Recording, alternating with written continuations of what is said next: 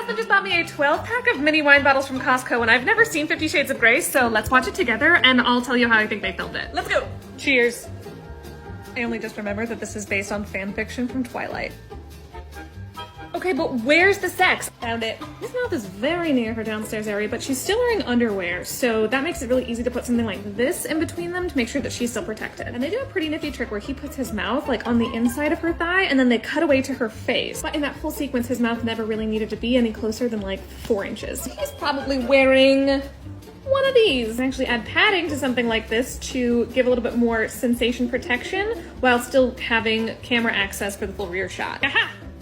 Oh no, they're doing one of my least favorite things. He's doing more of like a rocking motion, you know? He needs to be doing a scoop, like a kettlebell swing.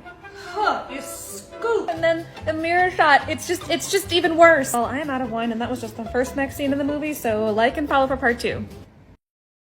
Part 2 of watching 50 Shades of Grey together while I tell you how I think they filmed the sex scenes. If y'all are to be believed, it gets spicier this time. Now we're getting after scrambled eggs and bedroom eyes. We're now inside a tub. The interesting thing about this shot is the water is clear, which means that there's nothing to hide behind, whereas I like to use some kind of bath bomb or something to keep the water kind of cloudy. Okay, now that is interesting. We are now out of the tub, wrists tied on the bed, but she is no longer wearing undergarments. Now he's in a towel, which kind of gives quite a bit of coverage, but there are times where you can see some pubic hair. Now there is actually a chance that that is her own hair, but if I were doing this scene, I would probably use something like a merkin. Jessica, what's a merkin? Well, let me tell you. A merkin is a pubic wig, meaning there's some kind of garment with hair attached to it. Of course, they look much more realistic than this, but this is just my demo prop. Something else they might have used is this silicone camel toe concealer. This actually get used a lot in the fashion industry, especially like with swimsuits to keep things from riding up. Provides a lot of cushion, but it can be worn much lower.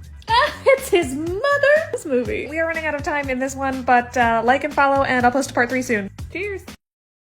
Watching 50 Shades of Grey, and I'm gonna tell you how I think they filmed the sex scenes. To the couch! Okay, 2 quick thoughts already about this very short sex scene. 1, zipper down the front bra, brilliant costume design. And 2 is a very clever trick that they're doing with her legs. Okay, I'll show you. So in general, we almost never see her laying down like this. She always has one leg up, and that provides a significant amount of coverage. And it's shapes like that that help us hide strapless thongs or other kinds of barriers. Isn't it so cool? Okay, now that was a whole moment where he opens up his pants and you see something. Now, of course, there's a chance that that's prosthetic, but it also might not be. Because we're not seeing anyone touch it, it doesn't have to be. And that moment where he grabs her and pulls her up, because it's such a close shot, there's a good chance she's actually sitting closer to his lower abdominals, and so when he's doing all the thrusting motion, their parts are probably pretty far away. And there it is again in the final sex scene, knees bent to give us a lot more coverage.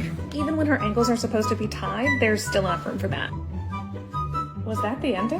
Do I watch the next movie? Let me know in the comments and like and follow if you want more.